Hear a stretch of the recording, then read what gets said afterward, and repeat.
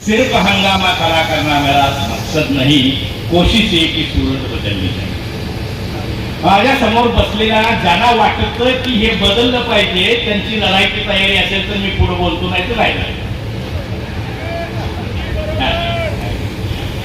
प्रश्न काय आहे, अख्खा मोठा विषय हाताळणं शक्य नाही आहे. एका पाळीव तज्ञाकडून तयार करून घेण्यात आलेलं 484 पानांचं चोपडं म्हणजे नवीन शैक्षणिक धोरण. एक कस्तुरीरंजन माझे मित्र आहेत, सगळे सायंटिस्ट आहेत, पण ते पाळीव आहेत आणि पाळीवसाठी त्यांनी अगोदर एक टेस्ट पास केलेली आहे. माधव गाडगेळांचा पश्चिम घाटचा रिपोर्ट जर तुम्ही बदलून आम्हाला पाहिजे तसा दिला तर तुम्हाला चांद्र मिशनला 400 कोटी देतो, या अटीवर त्यांनी अर्धा पश्चिम घाट विकला खानवाल्यांना आणि म्हणून त्याला सांगितलं की तुम्ही शैक्षणिक धोरण तयार करा. खरं प्रामाणिक आहे ते म्हटले की माझा शिक्षणाचा काही संबंध नाही आला. त्यांनी तिरुवनंतपुरमच्या मुलाखतीत सांगितलं की सरकारने मला सांगितलं 18 लोक तुमच्यावर दिले, ते काय लिहितात बघा सही करून द्या, मी तसं केलेलं आहे, मी या पापात सहभागी नाही. आता या धोरणांच्यामुळे काय होणार आहे याच्या चर्चेला सोवट नाही. याच्या अगोदरच्या 2 धोरणांचा मी उल्लेख करतो. 1986 ची नॅशनल एज्युकेशन पॉलिसी राजीव गांधींच्या काळात आलेली, की टेक्निकल एज्युकेशन, प्रायमरी एज्युकेशन, स्त्रियांचं इन्क्लुजन याच्यामध्ये सगळ्यांच्या गोष्टी त्यामध्ये आल्या होत्या, तरी ती अपुरी वाटत होती शिक्षण तज्ञांना.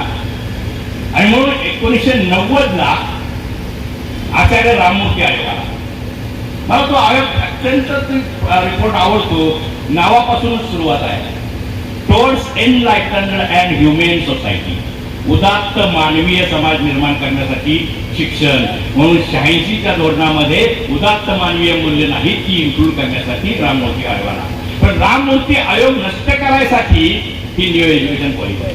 त्याच्याबद्दल आणखीन एक गोष्ट सांगतो की एक केंद्राची जी नाटकं आहेत ही कधी सुरू झाली, 1976 पर्यंत शिक्षण हा फक्त राज्यांचा विषय होता.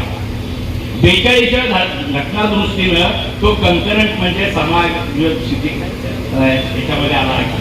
त्यामुळे राज्य आणि केंद्र दोघांचा अधिकार त्याच्यावर आला. याचा अर्थ नवीन शैक्षणिक धोरण जर काही असेल तर ते धोरण जोपर्यंत प्रत्येक राज्याची विधानसभा मंजूर करत नाही तोपर्यंत ते बेकायदेशीर असतं. आणि महाराष्ट्राच्या विधानसभेने मंजूर केलेलं नाही म्हणून ते बेकायदेशीर आहे. आणि बेकायदेशीर धोरणाच्या अंमलबजावणीसाठी पुन्हा एक पाळीव तज्ञ मागवण्यात आला.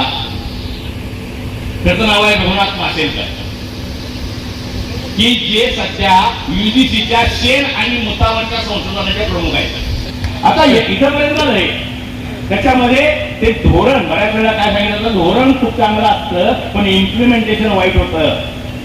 मित्र, असं नसतं. धोरण असं असतं की जे इम्प्लिमेंट करता येणार नाही. त्यामुळे कार्यकर्त्यांचं काम असतं की पॉलिसीचं अनालिसिस करायचं, इम्प्लिमेंटेशनचं अनालिसिस करायचं नाही. या पॉलिसीचं अनालिसिस आपण नंतर केलं आहे. हे आपल्याला नको आहे, हे बहुजनांना शिक्षण नाकारणार आहे. मग काय करायचं आहे, आणि मग आपल्याला एकूण इथल्या शैक्षणिक चळवळींचा आढावा घेता येतो. महाराष्ट्रातली शैक्षणिक चळवळ 12व्या शतकात सुरू झाली. त्या शैक्षणिक चळवळीचं नाव आहे वारकरी. ती अध्यात्माची चळवळ नव्हती. आणि म्हणून नामदेव पहिल्यांदा सांगतात, नाचू कीर्तनाचे रंगी, ज्ञानदीप लावू जगी, ज्ञान मिळाल्याशिवाय काही सरळ होणार नाही. पण नुसतं ज्ञान मिळालं आणि तुमच्यावर अत्याचार सुरू झाले तर मग 400 वर्षांनी तुकारामाने सांगितलं, आम्हा घरी जण शब्दांची रत्ने, शब्दांची तर शस्त्र यत्न करू, शब्दांच्या साह्यानं हाताला करून लढल्याशिवाय पर्याय नाही. ते आपण विसरलेलो आहोत आणि पुन्हा भजनांच्या मध्ये कीर्तनांच्या मध्ये रमलेलो आहोत. आणि त्यामुळे सुंदराचे ज्ञान याच्या पलीकडे जातच नाही. ते किती वेळा म्हटलं तर ज्ञानी होत नाही ना माणूस. पण ज्ञानी व्हायचं म्हणजे काय करायचं, याच्यात 3 व्याख्या आहेत, चांगल्या व्याख्या आहेत. एक सावित्रीबाईंनी केलेली व्याख्या आहे, शूद्रांना सांगण्याजोगा शिक्षण मार्ग भला, शिक्षणानेच येते मनुष्यत्व, पशुत्व हाटते पहा. माणसाला माणूस बनवणारं शिक्षण असलं पाहिजे आणि त्याचं डिझाईन शैक्षणिक धोरणात असलं पाहिजे तर ते होणार आहे. बलात्कार वाढत असली तर शिक्षणाचा फेल्युअर आहे. मी अमर्त्य सेन म्हणतात if education goes wrong nothing will go right in the country. शिक्षण बिघडलं की सगळं बिघडणार आहे. त्यामुळे क्रांतीचा पाया शिक्षण आहे आणि शिक्षणाचा पाया मती म्हणजे अक्कल आहे. विद्येविना मती गेली हे महत्वाचं आहे. आम्ही म्हणलं विद्येविना वित्त गेले त्यामुळे नोकऱ्या मिळवायचे हे विज्ञानाचे कारण आहे. विद्येविना मती गेली, मतीहीन समाज आज आपल्या समोर आहे. आता हा आणखी बदलायचा आपल्याला. गांधी म्हटले शिक्षा क्या है, शिक्षा है जीने का हुनर और थोडासा ज्ञान. जगण्याची कला आली पाहिजे, माणसाप्रमाणे जगण्याची कला आली पाहिजे. आता हे सगळं इन्क्लूड करून आपल्याला एक प्रमुख धोरण तयार करता येईल का, हा चळवळी समोरचा प्रश्न. ते करायचं असेल तर कसं करावं लागेल. तुमचं पाठ्यपुस्तक निर्मिती मंडळ असू शकेल का, तुमचे अभ्यासक्रम असतील का चळवळीचे. सगळी दारं बंद असलेल्या सुद्धा काही खिडक्या उघडता येतात. म्हणजे भारतामध्ये 1942 या सुमारामध्ये सर्व पक्षांचे पॉलिटिकल क्लासेस होते आणि ते पॉप्युलर होते. म्हणजे कम्युनिस्टांचा पॉलिटिकल क्लास असा चालायचा, समाजवाद्यांचा चालायचा, रॉयवाद्यांचा चालायचा, ज्याच्यामध्ये रेग्युलर यशवंतराव चव्हाण जायचे. माणसाला शहाणं करण्यासाठीचा पॉलिटिकल क्लास ग्रँटेबल नाही. क्लासला गेल्यावर तुरुंगात जाण्याची शक्यता जास्त. असे पॉलिटिकल क्लासेस होते. राष्ट्रीय विद्यालय काय केली लोकांनी, तिथं पगार नव्हता मिळत. तरी मला हे बदलायचंय असं म्हणणाऱ्या, असं ठरवणाऱ्या कार्यकर्त्यांचा समूह यामध्ये आला पाहिजे. एक एक गोष्ट शिकवावी लागते. जेकब देरीरा जो आहे ना, तुम्हाला सगळ्यात शहाणा माणूस वाटतो बऱ्याच. त्याचं अपहरण भाषातज्ञांनी केलं आणि लोक म्हणाले की हा भाषातज्ञ. तर दोन गोष्टी सांगितल्या जेकब देरीरानं. अभिव्यक्ती स्वातंत्र्य असतं म्हणजे काय असतं तर म्हणतो जे काही पाहिजे ते बोलता आलं पाहिजे, ही पहिली अट आहे. कसं बोलायचं हे माणसाला शिकवलं पाहिजे, ही अभिव्यक्ती स्वातंत्र्याची दुसरी अट आहे. तुम्ही बोललात तर ते ऐकून घेतलं पाहिजे समोरच्या माणसांना, सत्ताधाऱ्यांना, ही तिसरी अट आहे. आणि बोलल्यानंतर मारणार नाही त्याची शाश्वती असली पाहिजे, चौथी अट. पूर्ण झाल्याशिवाय अभिव्यक्ती स्वातंत्र्य येत नाही. आता मग अशा प्रकारचं अभिव्यक्ती स्वातंत्र्य शिकवणारा वर्ग कुठला असेल. असं म्हणता येतं की काही वर्षानंतर क्रांती येणार आहे आणि क्रांती येण्यावर सगळं व्यवस्थित होणार आहे, तोपर्यंत तुम्ही शांतपणे मरत राहा, पिचत राहा, असं नाही चालणार. ही चळवळ दोन पायांच्यावर चालावी लागेल. ज्या पहिला पाय आहे संघर्ष आणि दुसरा पाय आहे निर्माण. त्या संघर्षाच्या बाबतीत काय करायचं हे ठरवूया आणि निर्माणाच्या बाबतीत काय करायचं हेही ठरवूया. म्हणजे हे धोरण आपल्याला नाकारायचं आहे. एक गमत आहे, संविधानामध्ये जे मूलभूत अधिकार आहेत ते अधिकार काय आहे, पर्सन व्हर्सेस स्टेट. म्हणजे माणसाचा अधिकार विरुद्ध सरकार, आणि ते जस्टिसिएबल आहेत म्हणजे कोर्टात जात आहेत. मूलभूत अधिकार कलेक्टिव्ह आणि क्वांटिटेटिव्ह नाही. म्हणजे तुमच्या गावातली 100 माणसं आली तर तुम्हाला मूलभूत अधिकार देऊ, नाही तर नाही देणार, असं नाही म्हणता येणार. मग डोंगरावर किंवा जंगलात उभा राहिलेला एक पोरगा म्हणत असेल की मला शिक्षण मिळालं पाहिजे, तो माझा अधिकार आहे, तर शाळा तिथपर्यंत गेली पाहिजे. हा मूलभूत 21व्या कलमाचा अर्थ आहे. इथपर्यंत पोहोचायला 1993 उजाडलं. 10 वर्षामध्ये 45 कलमाप्रमाणे 10 वर्षामध्ये मोफत आणि सक्तीचं शिक्षण करायचं होतं. 45 कलम जस्टिसिएबल नव्हतं. तो स्टेटला दिलेला आदेश होता, तो पाळला नाही स्टेटनं. उन्नी कृष्णन केसमध्ये सुप्रीम कोर्टानं सांगितलं की जर प्रतिष्ठेनं जगायचं असेल तर शिकावं लागेल. So Article 45 should be read in concurrent with Article 21, and therefore the right to education becomes fundamental right. इथून पुन्हा 93 पासून हा कायदा प्रत्यक्षात यायला 9 साल उजाडलं. जो आला तो अपंग कायदा आला.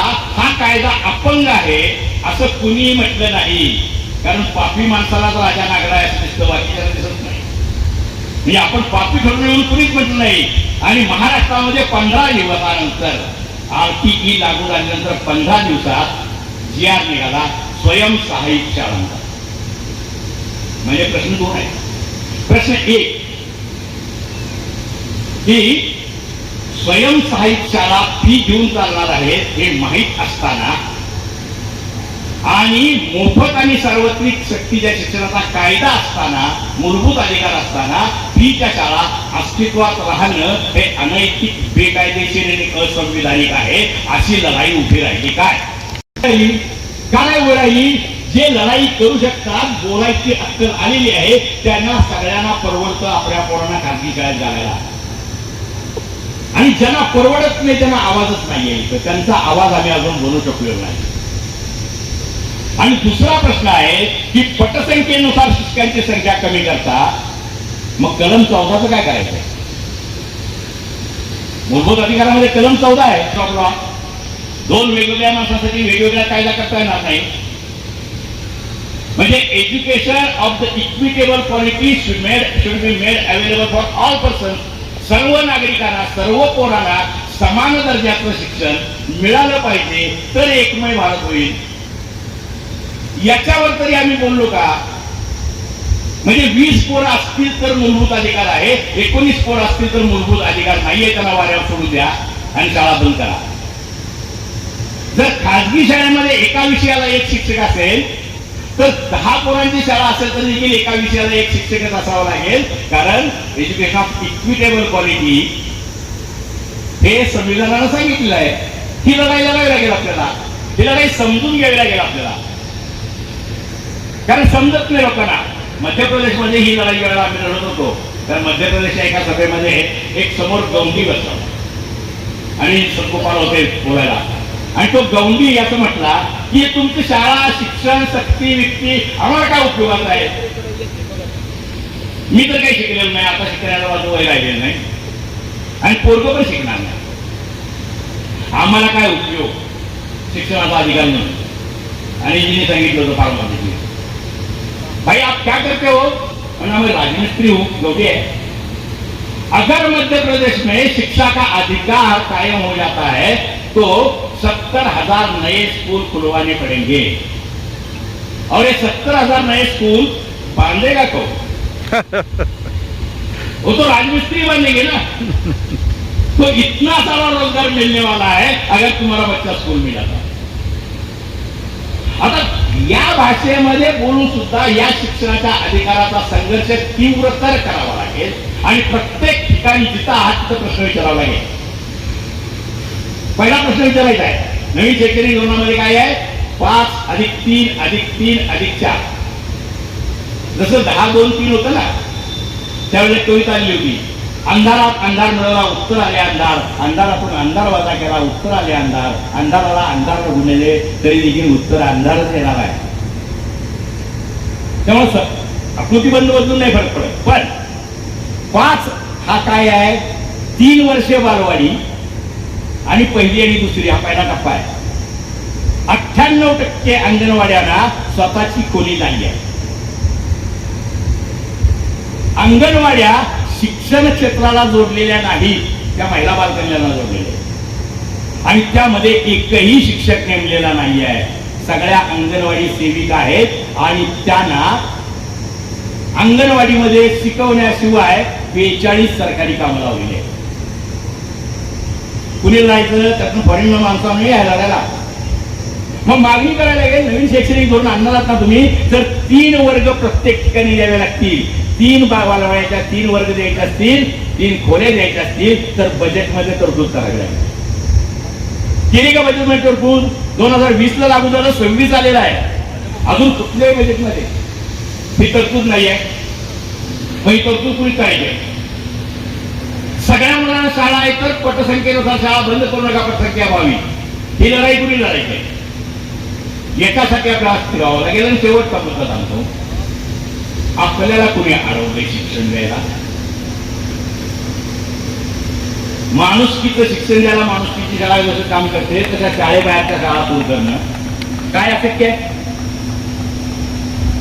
माणसाला विद्या शिकवणाऱ्या शाळा सुरू करणं बाल शिक्षण देणाऱ्या शाळा सुरू करणं, पालकांना शिक्षण देणाऱ्या शाळा सुरू करणं, संविधानाच्या अभ्यास करणाऱ्या शाळा सुरू करणं, या सगळ्या शाळा दोन्ही पद्धतीनं म्हणजे तुकाराम नामदेवाच्या पद्धतीनं पण ओपन शिक्षण द्यायला पाहिजे, पण रेग्युलर सुद्धा शिक्षण द्यायला पाहिजे. आणि जे स्वतःला बुद्धिवादी समजतात, बुद्धिजीवी नव्हे टिकून सांगणारा ते तसले भरपूर आहे, बुद्धिवादी किती आहे, अशा लोकांनी या शिक्षणामध्ये आपल्याला झोकून द्यावं लागेल. त्याच्यासाठी मार्ग दाखवलेला आहे फुलेंनी. 40च्या वर त्यांनी दीक्षा घ्याव्या, शाळा तपासाव्या लागू झालं.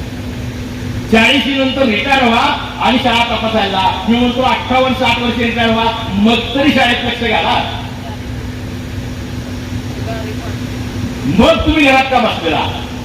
जे घरात बसले त्यांना उठवावं लागेल, उठवलेल्यांना कामाला लावावं लागेल आणि आपण पण काम करावं लागेल. आता पोराच्या तोंडात गाणी नाही, पोरांना खेळता येत नाही, त्यांना परवडेल असे खेळ नाही, सगळ्या खेळांचे त्रास बंद झालेले आहे. या सगळ्यामध्ये आपल्याला काय करता येईल याची आखणी करण्यासाठी गंभीर स्वरूपाचा विचार करणाऱ्या तरुण कार्यकर्त्यांचं 4 दिवसांचं शिबिर घेता येईल का, याचा विद्रोही चळवळीनं विचार करावा. की जेथे प्रश्न पहिला आणि शेवटचा असेल, मी काय करणार आहे उद्या सकाळी, सगळं आणायला शांती. उद्या सकाळी उठून काय करायचं? भारताच्या नकाशाला घाल घालून बसायचं का? त्याला 2 उदबत्त्या लावायच्या का आणि 2 गाणी म्हणायची, दिलबी खायची का? जास्त गांभीर्यानं आपण शिक्षणाची चळवळ एकदा उभी केली, शिक्षणाचं आंदोलन उभं केलं तर बाकी सगळे प्रश्न आपोआप सुटायला लागतात. कारण कळणं हा मोठा प्रश्न आहे. जातीवाला उत्तर शिक्षणच आहे. आणि शेवटची गोष्ट सांगून सांगतो मी, बाबासाहेबांना पहिल्यांदा ज्या वेळेला संविधान समिती निर्माण करायचं ठरलं, कॉन्स्टिट्यूंट असेंब्ली, त्यावेळेला बाबासाहेब म्हटले, गप्प बसले होते, बाकी सगळे बोलत होते कशी असावी काय असावी. ते एक बाजू संपूर्ण गांधींना विचारलं आंबेडकरांना, हे तुम्ही काहीच बोलत नाही. बाबासाहेबांनी मी काय बोलतो? माझं मत असं आहे की इथं बसल्यापैकी एकही माणूस संविधान निर्माण करण्याच्या लायकीचा नाही माझ्याकडे. नेहरू म्हणाले का? त्यामुळे इथला प्रत्येक माणूस दुसऱ्याच्या नरडीचा घोट घ्यायला टपलेल्या जंगली समूहाचा प्रमुख आहे. दुर्दैवानं मी पण एका समूहाचा प्रमुख आहे. So what is the alternative? Nehru विचारतात, बाबासाहेब सांगतात, I think it's the education. शिक्षणानं माणसं बदलतील, खऱ्या शिक्षणानं माणसं बदलतील.